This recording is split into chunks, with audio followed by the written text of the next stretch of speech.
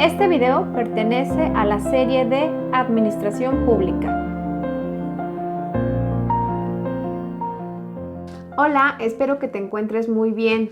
En esta ocasión te voy a hablar de las características de la Administración Pública Federal centralizada y paraestatal en México.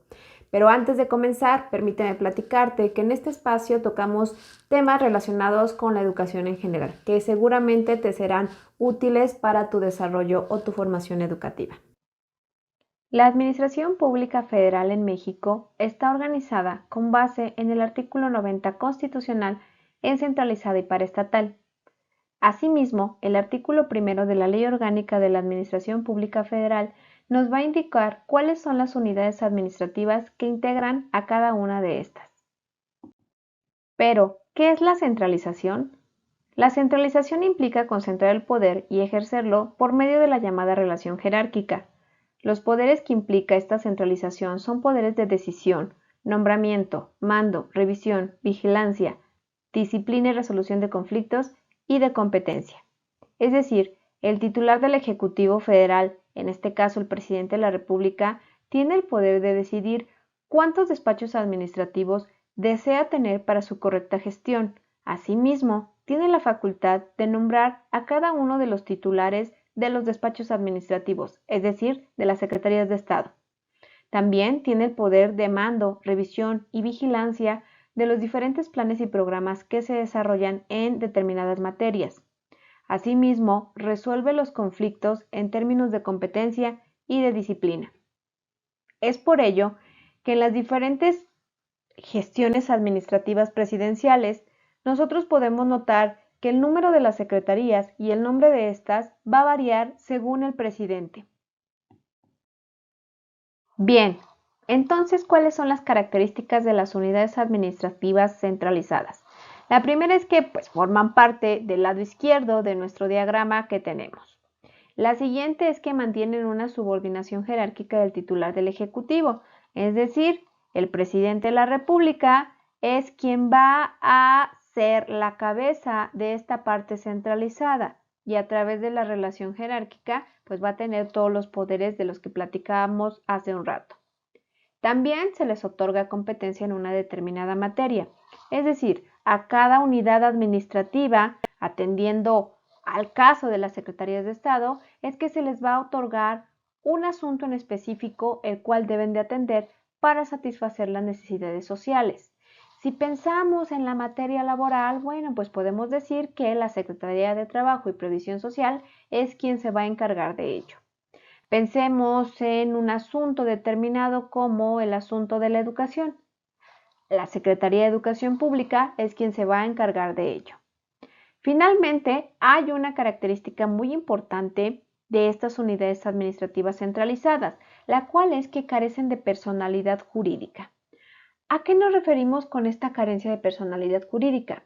Nosotros como individuos o las organizaciones como personas morales tenemos una capacidad de realizar algún tipo de relación contractual, es decir, de establecer contratos de cualquier tipo con otros individuos o con otras personas morales, hablando de las organizaciones. En este sentido, las unidades administrativas centralizadas carecen de esta capacidad para contraer alguna relación contractual. Una vez vistas las características que tiene la Administración Pública Federal centralizada, vamos a ver cuáles son las unidades administrativas que integran a esta. Con base en el artículo 2 de la Ley Orgánica de la Administración Pública Federal, nos dice que quienes formarán parte de este lado de la Administración Pública centralizada serán, en primer lugar, las Secretarías de Estado, también llamados despachos administrativos. Estos se encargan de atender asuntos en materias muy específicas, como salud, vivienda, trabajo, entre otras.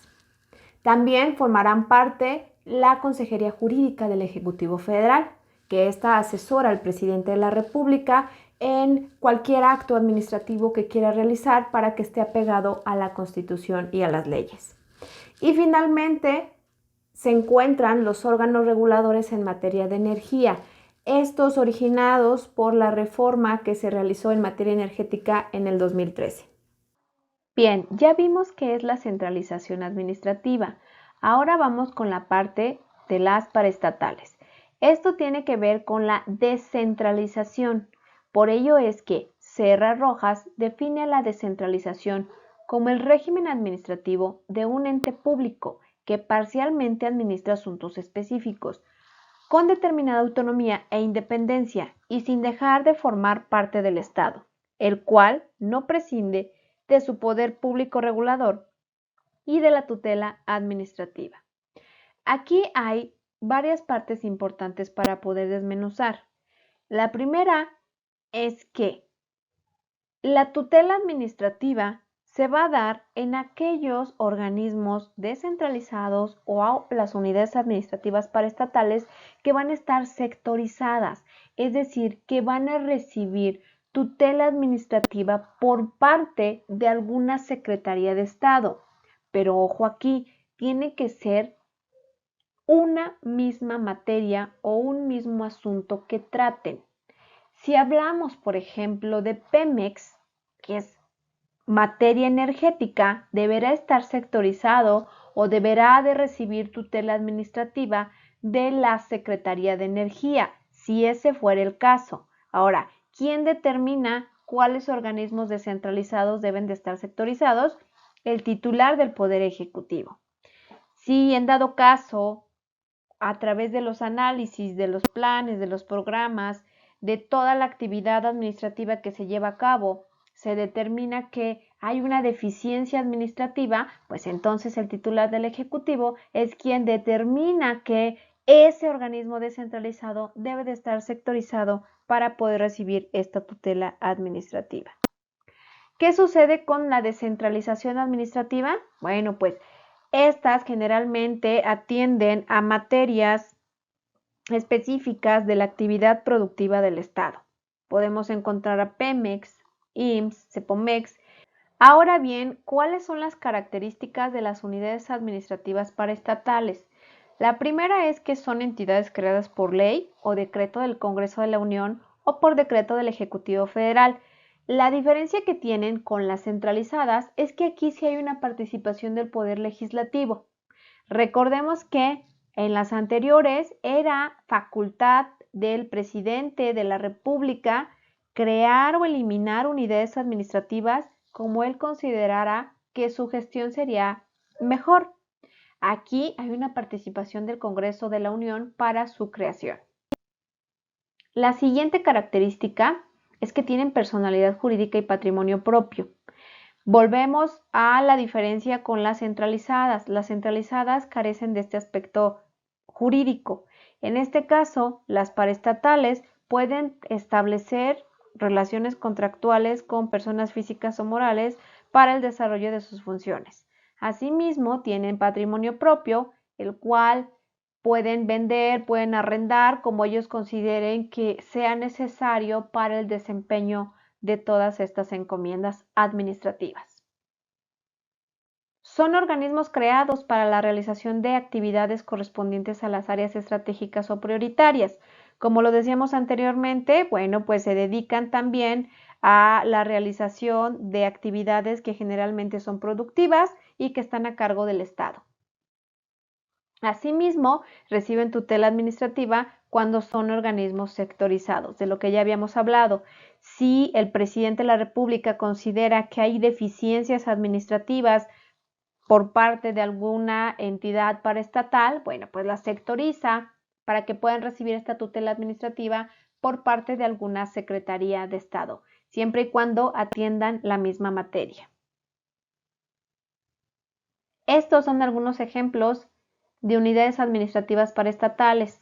Tenemos a Comisión Federal de Electricidad, Correos de México o Cepomex y al Instituto Mexicano del Seguro Social. Bien, una vez vistas las características que tiene la administración pública paraestatal en México, vamos a ver cuáles son las entidades que conforman a estas. Con base en el artículo 3 de la Ley Orgánica de la Administración Pública Federal, tenemos que en estas van a integrarse los organismos descentralizados, las empresas de participación estatal, que en estas también se engloban a las instituciones nacionales de crédito, a las organizaciones auxiliares de crédito y también a las instituciones nacionales de seguros y fianzas. Y finalmente, otra entidad que tenemos ahí son los fideicomisos. Bien, finalmente, aquí tenemos nuevamente el diagrama de la Administración Pública Federal centralizada y paraestatal. Sabemos ya algunas de las características que diferencian a estas dos partes. A mí me gusta siempre incluir un ejemplo que tenemos en la vida cotidiana, los que somos padres, en relación con nuestros hijos. Si nosotros tuviéramos hijos menores de edad, bueno, pues estas características por la capacidad jurídica que les otorgan a estas unidades administrativas, pues nuestros hijos menores de edad serían la parte centralizada, en donde quizás nosotros como padres, pues seríamos los titulares de esta parte, en donde nosotros decidimos a nuestros hijos cómo nombrarlos, cuántos hijos queremos tener, tenemos esta responsabilidad en donde somos tutores legales. Ellos no pueden, los menores de 18 años no pueden establecer relaciones contractuales con otra persona física o persona moral, y bueno, estamos ahí nosotros tutelando administrativamente en el caso de la centralizada, y estamos tutelando jurídicamente en el caso de que somos pues padres de estos niños menores. ¿Qué pasa con las paraestatales? Las paraestatales son como aquellos hijos que tenemos mayores de 18 años, los cuales ya tienen una capacidad jurídica para establecer relaciones contractuales, pero que finalmente nosotros como padres, si lo vemos aquí, nosotros como titulares del Poder Ejecutivo, pues estamos siempre al pendiente de ellos, de que si a lo mejor encontramos deficiencias en el correcto manejo de sus recursos, en el correcto desempeño de sus funciones administrativas, pues siempre vamos a estar tutelándolos administrativamente. En el caso de la administración pública, en el caso de los padres, siempre va a recibir una tutela, un consejo para toda esta paraestatal, que serían como nuestros hijos mayores de 18 años. Bien, para cerrar nada más la parte legal, nosotros tenemos que en la centralizada vamos a tener a la Ley Orgánica de la Administración Pública Federal como una ley, una norma que regula a esta parte. Como marco regulatorio de las paraestatales tendremos a la Ley Federal de las Entidades Paraestatales.